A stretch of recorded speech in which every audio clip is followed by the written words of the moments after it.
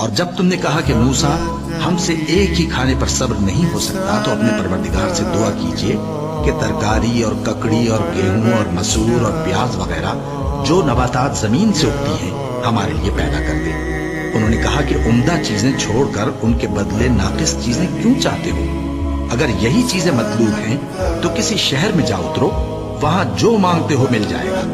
اور آخر کار ذلت و رسوائی اور محتاجی و بے نوائی ان سے چمٹا دی گئی اور وہ اللہ کے غضب میں گرفتار ہو گئے۔ یہ اس لیے کہ وہ اللہ کی آیتوں سے انکار کرتے تھے اور اس کے نبیوں کو ناحق قتل کر دیتے تھے، یعنی اس لیے کہ نافرمانی کیے جاتے اور حد سے بڑھے جاتے تھے۔ جو لوگ مسلمان ہیں یا یہودی یا عیسائی یا ستارہ پرست، یعنی کوئی شخص کسی قوم و مذہب کا ہو،